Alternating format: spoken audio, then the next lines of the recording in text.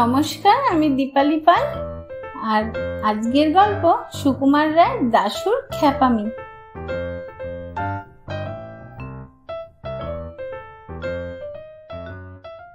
স্কুলের ছুটির দিন। স্কুলের পরেই ছাত্র সমিতির অধিবেশন হবে।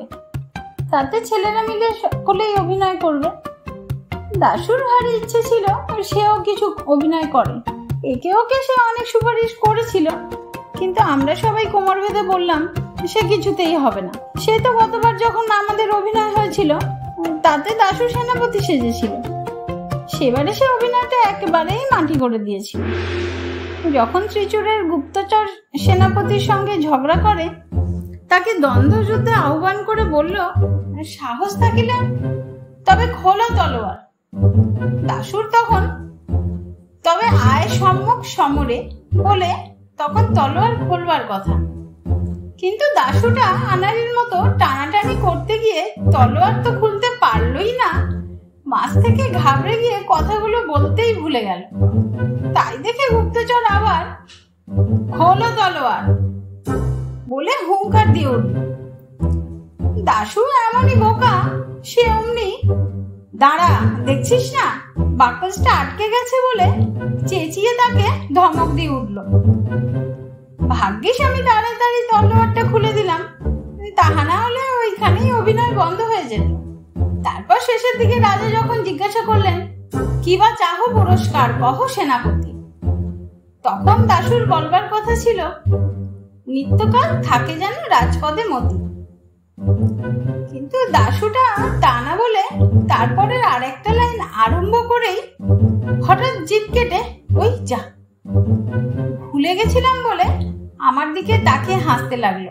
আমি কটমট করে তাকাতে সে তাড়াতাড়ি নিজেকে সামলে নিয়ে ঠিক লাইনটা আরম্ভ করলো। তাই এবারে আর তার নাম জোর করে নাই বললাম। বিশু বলল, দাশু অ্যাক্টিং করবে, তাহলেই চিত্তির। ট্যাপা বলল, তার চাইতে ভোজু মালিককে ডেকে আনলেই হয়। দাশু বেচারা প্রথম খুব মিনতি করলো, তারপর চটে উঠলো, তারপর কেমন মুষড়ে গিয়ে মুখ হাঁড়ি করে বসে রইল। যে কদিন আমাদের তালিম চলছিল, দাশু রোজ এসে চুপটি করে হলের এক কোনায় বসে আমাদের অভিনয় শুনতো। ছুটির কয়েকদিন আগে দেখি 4th ক্লাসের ছোট গণেশের সঙ্গে দাশুর ভারী ভাব হয়ে গেছে। গণেশের ছেলে মানুষ, কিন্তু সে চমৎকার আবৃত্তি করে, তাই তাকে দেবদূতের পাঠ দেয়া হয়েছে। দাশু রোজ তাকে নানা রকম খাবার খাওয়ায়, রঙিন পেন্সিল, ছবির বই এনে দেয়, আর বলে যেদিন ছুটির দিন তাকে ফুটবল কিনে দেবে। হঠাৎ গণেশের উপর দাশুর এতখানি টান হবার কোনো কারণ আমরা বুঝতে পারলাম না। কেবল দেখতে পেলাম গণেশটা খেলনা আর খাবার পেয়ে দাশুর এরকম পরম ভক্ত হয়ে উঠতে লাগলো। ছুটির দিনে আমরা যখন অভিনয়ের জন্য প্রস্তুত হচ্ছি, তখন আসল ব্যাপারটা বুঝতে পারা গেল। 2:30 বাজতে না বাজতে দেখা গেল দাশু ভাইয়া সাজঘরে ঢুকে পোশাক পরতে আরম্ভ করেছে। আমরা জিজ্ঞেস করলাম, কিরে তুই এখানে কি করছিস? দাশু বলল, বাহ, পোশাক পরবো না? আমি বললাম, পোশাক পরবি কিরে, তুই তো আর অ্যাক্টিং করবি না। দাশু বলল, বাহ, খুব তো খবর রাখো, আজকে দেবদূত সাজবে কে জানো না? শুনে হঠাৎ আমাদের মনে কেমন একটা খটকা লাগলো। আমি বললাম, কেন, গণেশের কি হলো? দাশু বলল, কি হয়েছে তা গণেশকে জিজ্ঞেস করলেই তো পারো। তখন চেয়ে দেখি সবাই এসেছে, কেবল গণেশই আসেনি। অমনি রামপদ আর বিশু আমি ছুটে বেরোলাম গণেশের খোঁজে।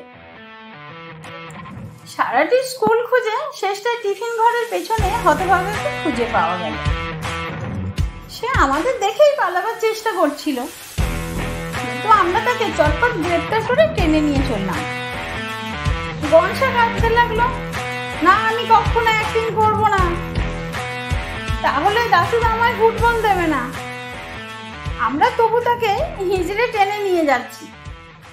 এমন সময় অঙ্কের মাস্টার হরিবাবু সেখানে এসে উপস্থিত। তিনি আমাদের দেখেই ভয়ঙ্কর লাল চোখ করে ধমক দিয়ে উঠলেন। তিনটে ধাড়ি ছেলে মিলে ওই কচি ছেলেটার পেছনে লেগেছিলে, তোমাদের লজ্জাও করে না? বলেই আমাকে আর বিশুকে একটি চড় আর রামপদর কান মুলে হনহন করে চলে গেলেন।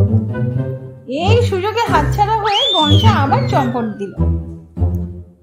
আমরাও অপমানটা হজম করে নিলাম। এসে দেখি দাশুর সঙ্গে রাখালের মহা ঝগড়া লেগে গেছে। রাখাল বলছে, তোকে আজ কিছুতেই দেবদূত সাজতে দেয়া হবে না। দাশু বলছে, বেশ তো, তাহলে আর কেউ দেবদূত সাজুক, আমি রাজা কিংবা মন্ত্রী সাজি। 5-6টা পাঠ আমার মুখস্থ হয়ে আছে। এমন সময় আমরা এসে খবর দিলাম যে গনসাকে কিছুতেই রাজি করানো গেল না।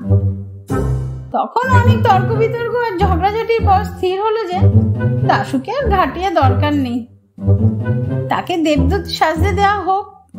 শুনে দাশু খুব খুশি হলো আর আমাদের শাসিয়ে রাখলো যে আমরা যদি তার গোলমাল করি তাহলে গতবারের মতো সে সব ভুন্ডুল করে দেবে। তারপর অভিনয় আরম্ভ হলো।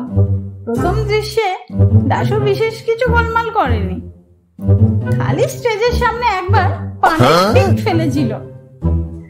কিন্তু তৃতীয় দৃশ্যে এসে এসে একটু বাড়াবাড়ি আরম্ভ করলো।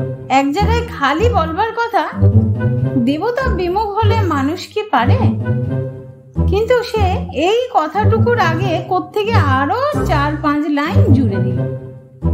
আমি তাই নিয়ে আপত্তি করেছিলাম, কিন্তু দাশু বলল, তোমরা যে লম্বা লম্বা বক্তৃতা করো সে বলে দোষ হয় না, আর আমি 2 কথা বেশি বললেই যত দোষ।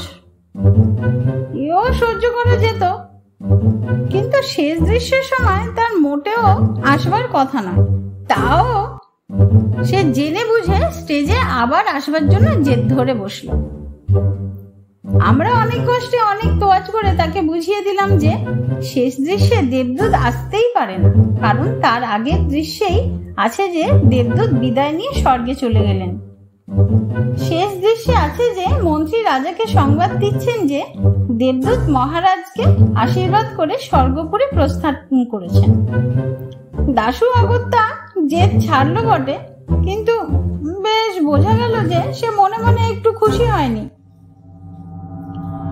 শেষ দৃশ্যের অভিনয় আরম্ভ হলো। প্রথম খানিকটা অভিনয়ের পর মন্ত্রী এসে সবাই হাজির হলেন। এ কথা সে কথার পর তিনি রাজাকে সংবাদ দিলেন, মহারাজা আশীষ করিয়া দেবদূত গেল স্বর্গমুখে চলিয়া। বলতেই হঠাৎ কোত্থেকে আবার সে এসেছে ফিরিয়া বলে একগাল হাসতে হাসতে দাশু একেবারে সামনে এসে উপস্থিত।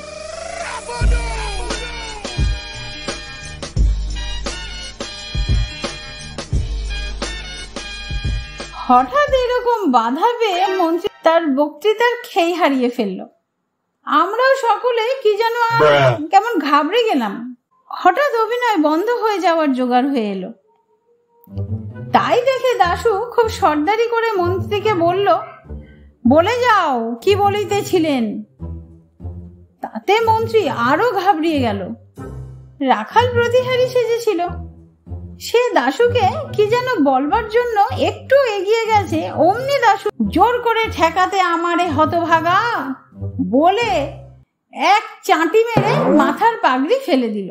ফেলে দিয়েই সে রাজার শেষ বক্তৃতাটা, এই রাজ্যতে নাহি রবে হিংসা অত্যাচার, নাহি রবে দারিদ্র যাতনা, ইত্যাদি ইত্যাদি নিজেই গড়গড় করে বলে গিয়ে যাও সবে নিজ নিজ কাজে বলেইয়া অভিনয় শেষ করে দিল। আমরা কি করব বুঝতে না পেরে সব বোকার মতো হাঁ করে তাকিয়ে রইলাম। ওদিকে ঢং করে ঘন্টা বেজে উঠল আর ঝুঁক করে পর্দা পড়ে গেল। আমরা সব রেগে মেগে লাল হয়ে দাশুকে তেড়ে মারতে গেলাম। হতভাগা, দেখ দেখি সব মাটি করে ফেললি, অর্ধেক কথা বলাই হলো না। দাশু বলল, বাহ, তোমরা তো কেউ কিছু বলছোই না, ওই দেখেই আমি তাড়াতাড়ি যা মনে ছিল সেইগুলোই বলে দিলাম, তা না হলে তো আরো মাটি হয়ে যেত। আমি বললাম, তুই কেন মাঝখানে এসে সব গোল বাঁধিয়ে দিলি? তাই তো সব গুলিয়ে গেল। দাশু বলল, রাখাল কেন বলেছিল আমাকে জোর করে আটকিয়ে রাখবে? তাছাড়া তোমরা কেন আমায় গোড়া থেকে নিতে চাইছিলে না? ঠাট্টাও তো করছিলে। আর রামপদ কেমন যেন বারবার আমার দিকে কটমট করে তাকাচ্ছিল। রামপদ বলল, ওকে ধরে 2-4 ঘা লাগিয়ে দে। দাশু বলল, লাগাও না, দেখবে আমি এক্ষুনি চেঁচিয়ে সকলকে হাজির করি কিনা।